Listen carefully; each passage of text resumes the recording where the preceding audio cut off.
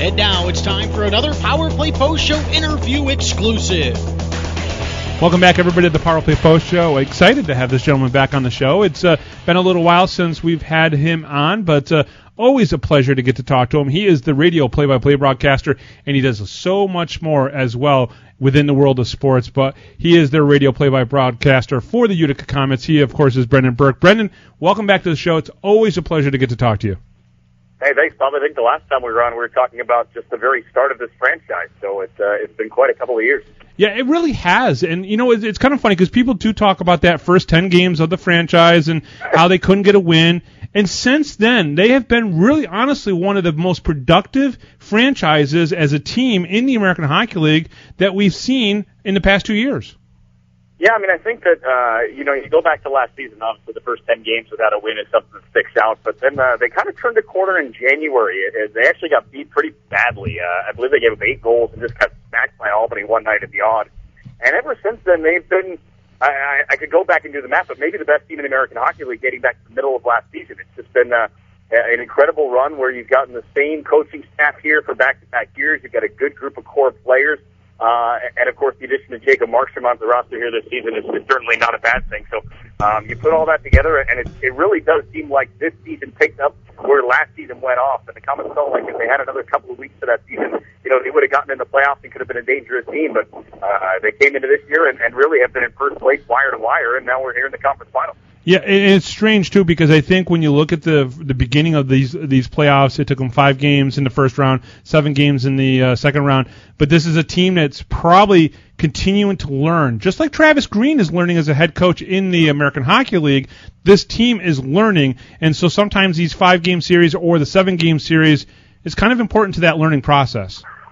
Yeah, I mean, it's certainly not a bad thing. As long as you get out of them, 5 games and 7-game series are okay, as long as you're on the right end of it. So, you go through it, you learn how to play, in elimination games, and that's part of it. I think that, the first round and the second round mirrored each other in one similar way, is that they had a chance in Game 4 in the first round and Game 6 in the second round to close it out at home, and they didn't get it done. But their response was to come back out and play one of their best games of the series in Game 5 and Game 7, respectively, and that's why they're still playing. I think that, Jacob Markstrom had such a special performance in Game 7 against Oklahoma City. I mean, a 1-0 shutout win in Game 7.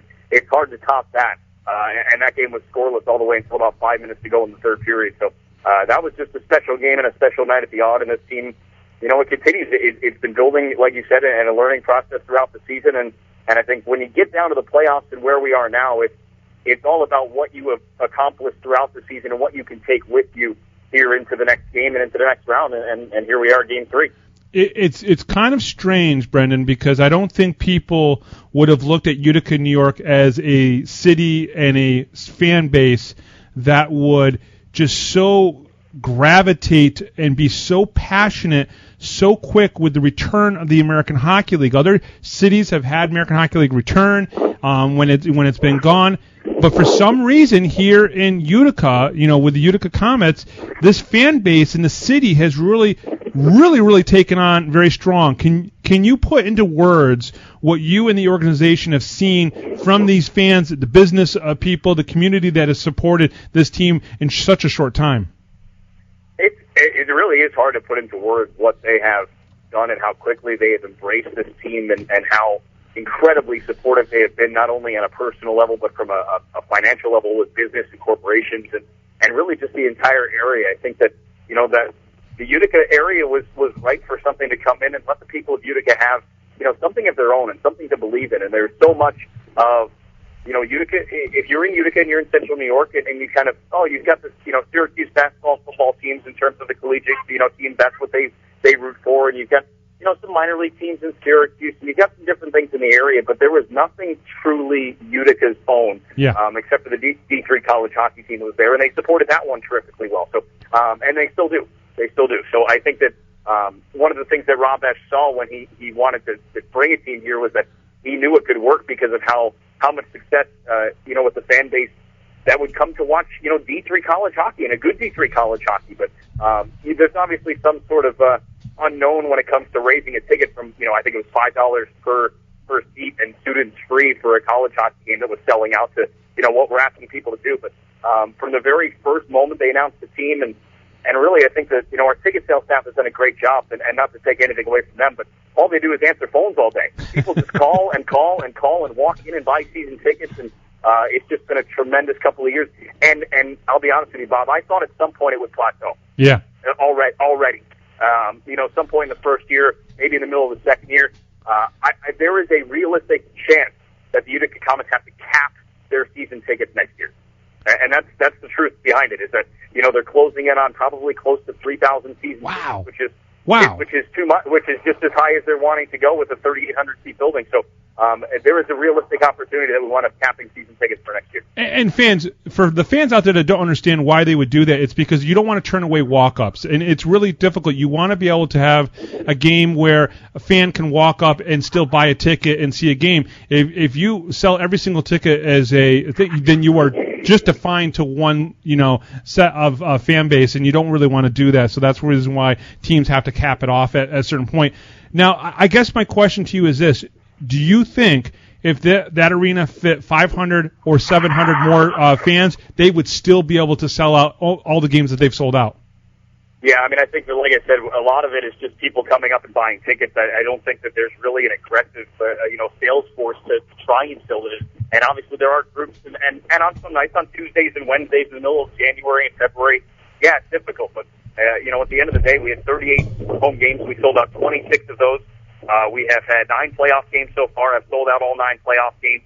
Every time we put tickets on sale for any sort of event, there's a line out to the street waiting for tickets to be, put on sale. And I think that, if there were some more seats, I don't think it would be a problem. I don't know how big you would want to go or how many more you would have to have, but it's such a small market. But the passionate fans that are there, and it's, people that watch live hockey games and are season ticket holders, and you guys know it. There's nothing like it. It only takes one game, one good hockey game for somebody to come in and watch and go, man, I wouldn't mind coming to this 35 more times. So I think the playoffs, too, right now are selling a lot of season tickets just by people, whether a friend gets them a ticket or they happen to find a way in the door, all they do is come once and they want to come back again.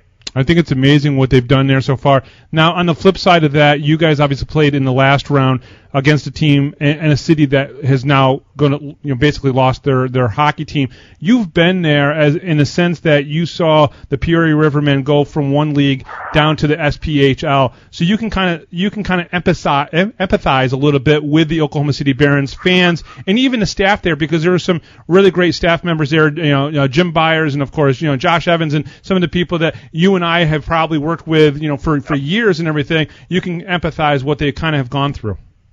Yeah, it's a terrible situation, and like you said, 2 years ago I was with the Peoria Rivermen, and they lost their team, and you mentioned them going to the SPHL, but at the point when we lost our team in Peoria, that didn't exist. Yes. It wasn't, they're just transitioning into a lower league. There was a good month or two where there was no hockey team and no real plan to have another one, which was really hard to see, for a market that had been, at that point, I believe it was 31 consecutive years between the IHL, the ECHL, and the AHL. It was a great hockey market.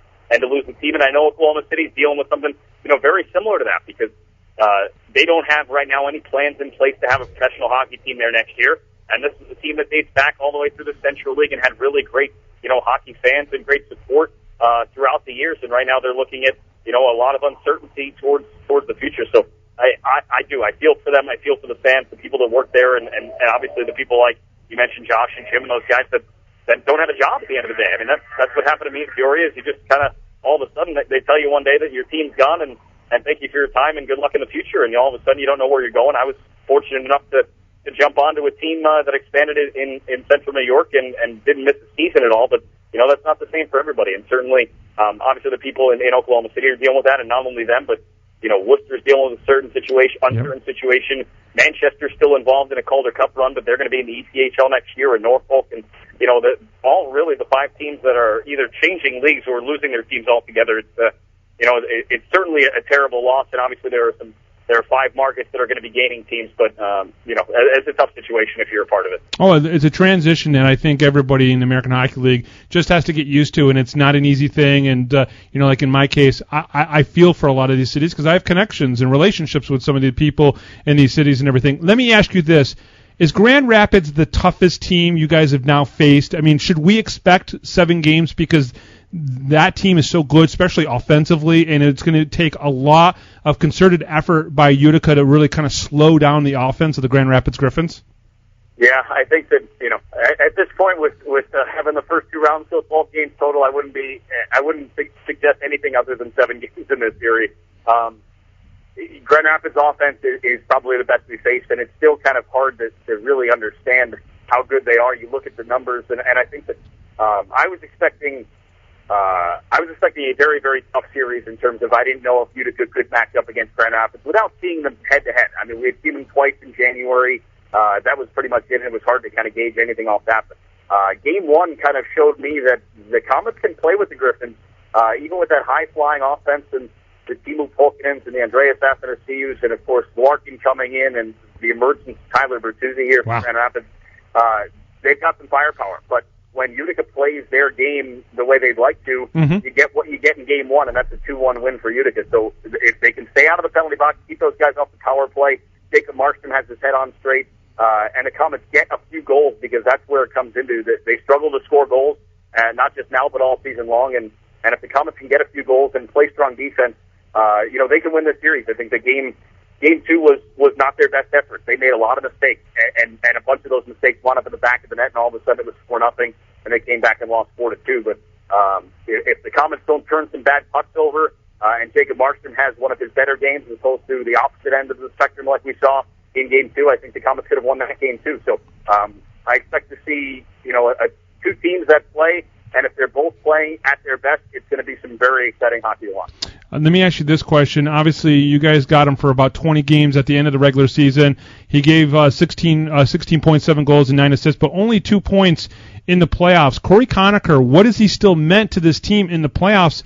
I mean, he's got experience under his belt playing in the NHL and whatnot, but he really hasn't produced any points. But then, really, has anybody really produced a lot of points for the Utica Comets, and they're still winning? Yeah, I mean, that's the thing, is that this team is built on goaltending and defense, and that's the way they've won hockey games all season long. But Corey Conacher had a great end of the season. He and Sven Bertzi both, the acquisition of those 2 guys on the 2nd of March on the trade deadline, that was huge for this team, for sure. But, Corey's a guy that, even when he is not necessarily contributing on the score sheet, he's still up among the league leaders in shots on goal when it comes to the Calder Cup playoffs. He's still getting his nose dirty. He loves to agitate the other team. He draws a lot of penalties. He does forecheck hard. He throws his weight around, even though he's only 5 feet 8 inches tall. Yep. But he is a very active player, and a guy that, even though he may not be scoring, he is still a very big part of this hockey team. Oh, without a doubt. And I also feel the same way about Cal O'Reilly. He may not score a lot of goals, but he's the captain. When he came on this team last year, I think that was another point when it started to make the turnaround for the team. I've had him and Brendan DeFazio both here on the Power Play Post Show, Paul Gerard, the assistant coach, and it feels like there's a certain characteristic about each player and whatnot on this team that's more like like they're all calm. Even Corey Conacher in that sense. Adam Clendenning, I had him on the show when he was on a previous team. These are all good character guys that are calm. I don't think they get rattled too easily. No, they don't. And they you mentioned all those guys, and certainly the way this team is built, and I say from the goaltending on out, but what that really means is this team rolls 4 lines. They roll 6D. They have 2 goalies that they're comfortable with playing either one of them. And on top of that, they've got some reserves. And they all play, and they're all contributing. And it's not just, we've got 2 great lines that are going to score a lot of goals, and we're going to hold on for dear life with the other 6. They're getting a lot of offense from their defense. So they really are a complete team. They won 47 games. They had 103 points. And they didn't blow anybody out all season long. I mean, really, I lost my voice a number of occasions because it is tense all the way to the end every single night with this team. They played more one-goal games. I think the number was 43 or 44 one-goal games during the regular season, more than anyone else in the American Hockey League. And every single game here, Bobby, if you look at the playoffs, and you look at the 5-game first round against Chicago, the 7-game second round against Oklahoma City, that's 12 total games.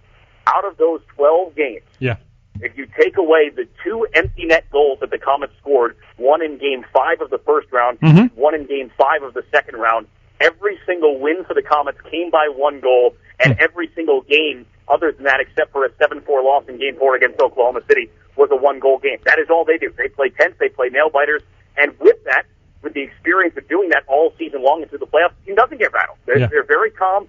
even if they're down a goal in the third period, it's just the way they play. And so I think that alone has to be an advantage moving deeper and deeper into the playoffs, that the team, they've been here before, they're used to close games, and they don't get rattled by it. Brendan, let me ask you on a personal side. I know you have a new little one at the home and everything. You obviously want a very long playoff run for the team, the organization, and everything. But I got to imagine being on the road a little bit, you probably miss your little one and everything. How's everything going there? Yeah, it's been great. It's been tough. She's 10 months old. She was born in July. We timed pretty well for the off season of last year. And then this season has been just the season that never ends. And from somebody who is used to very long summers, somebody who spent 5 years in Peoria and only saw the playoffs twice, and they were both first-round exits, it is nice to still be playing. When you look at it from the perspective of there are 26 other broadcasters who are sitting at home right now and only 4 guys still getting to do what they love to do, it's hard to complain about that. So while I'd love to be at home and have my wife and my daughter with me at all times, my wife's a saint. She's been dealing with being a single mom here for most of the hockey season, just waiting for me to come home and help her out. And every time it goes to a Game 5 or a Game 7, and she's half hoping we'll win and half hoping I'll be home with nothing to do the next day, she's all smiles when the Comets move on. And on a similar personal note, she happens to be from the Utica area. Yes. And so what this team has done for a community that she grew up in, and in an area that is dear to her heart, is something special as well for her. Well, without a doubt and everything, but I just wanted to, the other reason why I wanted to bring it up is I want the fans to realize that